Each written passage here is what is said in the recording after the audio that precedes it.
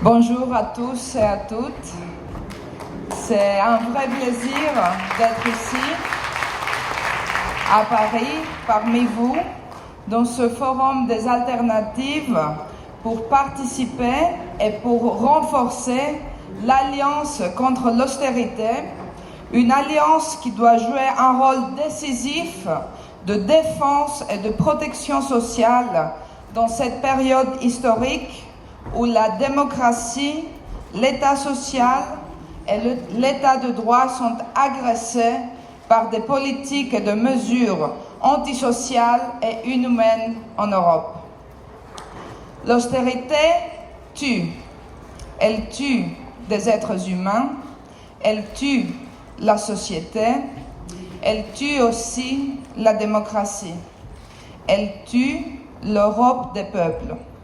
Et c'est notre responsabilité de mettre fin aux politiques mortelles avant qu'elles tuent l'espoir et les générations futures.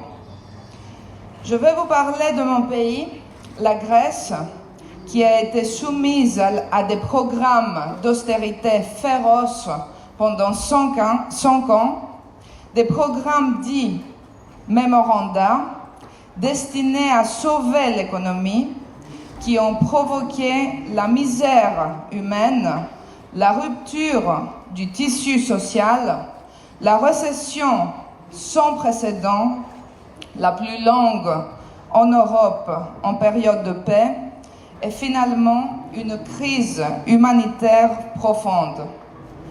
Les mémorandums ont été insérés dans la législation grecque en 2010 comme une solution prétendue à la crise de dette publique du pays. Ce sont des accords hors du contexte européen et en réalité des accords anti-européens conclus entre la Commission européenne, la Banque centrale européenne, le Fonds monétaire international et les anciens gouvernements grecs. Ils contiennent des mesures obligatoires imposées au pays pour que les 3 institutions nous prêtent de l'argent pour sortir de la crise de dette. Quelles sortes de mesures? De mesures qui ciblent principalement les droits de l'homme, la souveraineté du peuple et la démocratie. Des réductions aux dépenses publiques, notamment en matière de l'éducation, de la santé, de la sécurité sociale, de la justice. Des licenciements massifs et sans aucun critère.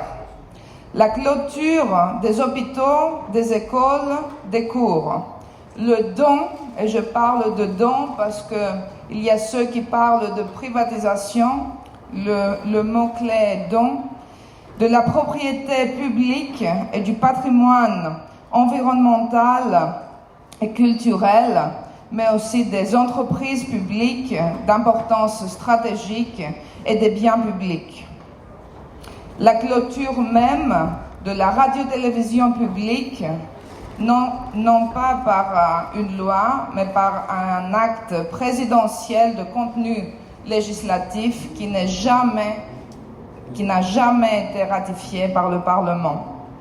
Voilà les dites réformes structurelles qu'a subi le pays du 2010 à 2015. Quant au résultat, un échec total. Le chômage touchait 9,7% en 2009. Il touche 27% aujourd'hui. 60% des jeunes sont des chômeurs et durant ces 5 années, on a eu du chômage parmi les jeunes filles qui a touché 72%. Dans une population active de 3,5 millions, on a eu des chômeurs de 1,5 million. De centaines de mille jeunes scientifiques émigrent. Ils quittent le pays parce qu'ils ne peuvent pas vivre, ne peuvent pas travailler. 300 000 familles vivent sans de l'électricité et 500 000 enfants vivent au-dessous de la ligne de pauvreté. 44,8% de retraités reçoivent de retraite de moins de 300 €. Et il y a eu une vraie épidémie de suicide par désespoir à cause des conditions de vie non viables. Il y a eu des périodes où les médicaments pour le cancer n'étaient même pas disponibles aux hôpitaux, des livres n'étaient même pas disponibles aux écoles et des élèves s'évanouissaient par la faim.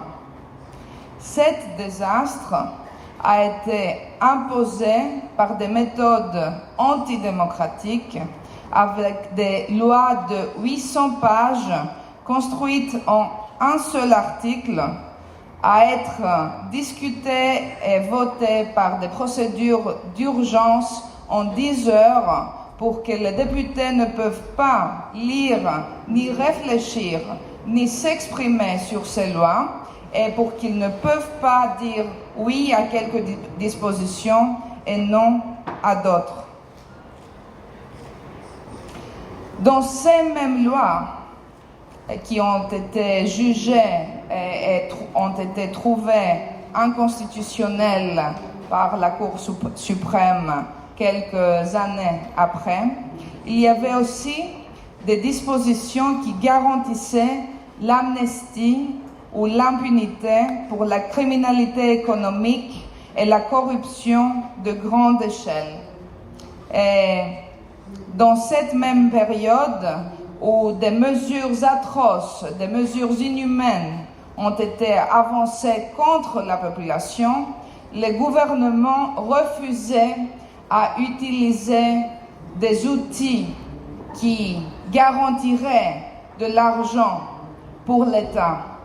C'est intéressant qu'on vient d'entendre Hervé Falciani, lié avec la liste Falciani, parce qu'en 2012, il a été avéré que la partie grecque de cette liste, une partie contenant plus de 2000 comptes des Grecs en Suisse qui n'avaient en grande partie pas été taxés, a été mise à la disposition du gouvernement grec depuis 2010 et n'avait jamais été utilisée.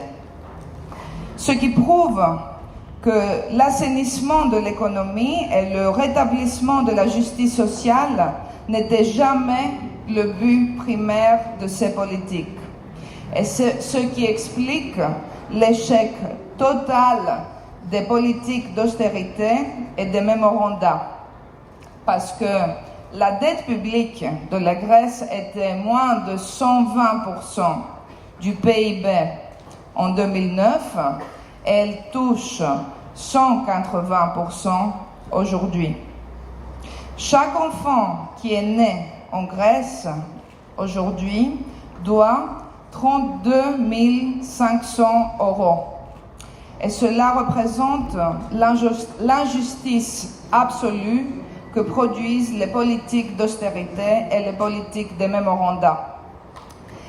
Ayant parlé longtemps du désespoir qui ont causé les politiques d'austérité, je veux maintenant vous parler de l'espoir créé par le peuple grec qui a décidé de prendre son destin à ses mains, qui a rejeté les politiques d'austérité, qui a mis fin à plus de 40 années de gouvernement par les deux partis qui se sont alternés puis alliés au pouvoir pour 4 décennies, le parti de droite, la Nouvelle Démocratie, et le parti dit socialiste, PASOK, deux partis qui se sont alliés pour implémenter des politiques ultra-néolibérales et qui ont causé le désastre économique. Le peuple grec, le 25 janvier, a donné le pouvoir à Syriza, à la coalition de la gauche radicale, Depuis,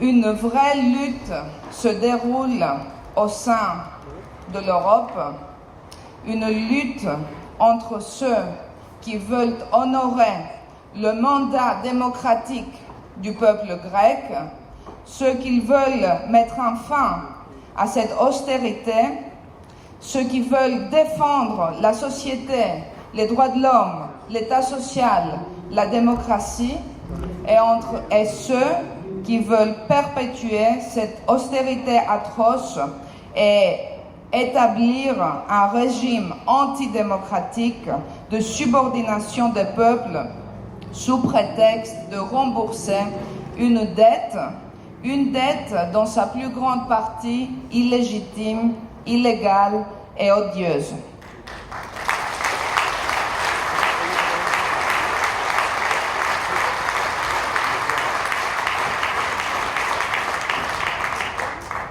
Et on va avoir l'occasion demain de parler d'une initiative du Parlement hellénique, parce que nous avons établi au Parlement hellénique un comité d'audit de la dette publique, le premier comité d'audit de dette établi en Europe pour servir le droit fondamental des peuples de savoir en quoi consiste la dette utilisée contre elles.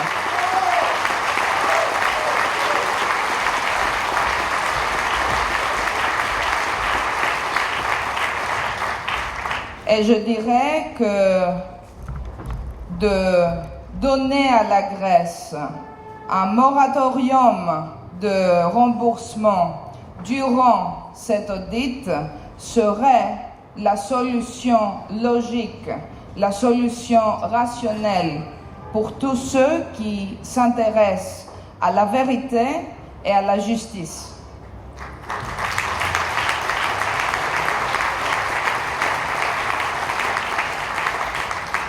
Durant les 4 derniers mois, cette lutte se traduit à un vrai combat du Parlement grec, du gouvernement grec, qui sont en procédure de mettre en réalité des restitutions des injustices sociales et le rétablissement de l'État social et de la démocratie en notre pays.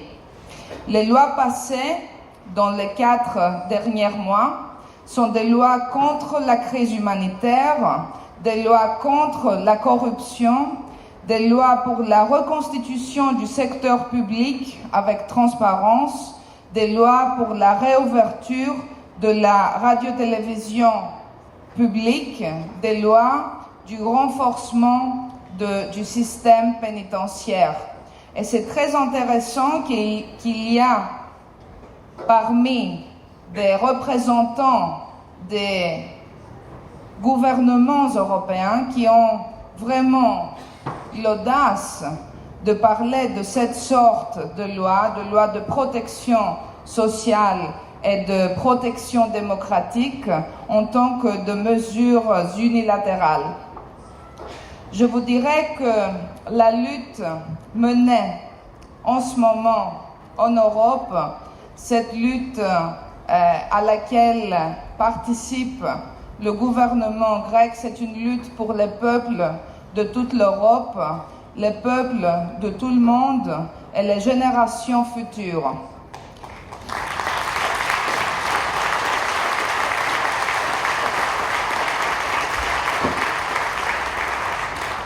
Le vrai enjeu, c'est la démocratie et la paix en Europe.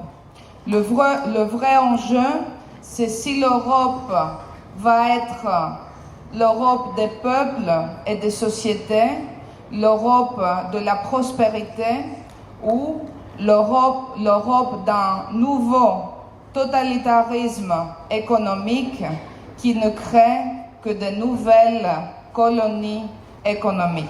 Surtout les peuples européens. Il y a surtout la solidarité européenne. Cette solidarité qui peut vaincre, cette solidarité qui peut convaincre.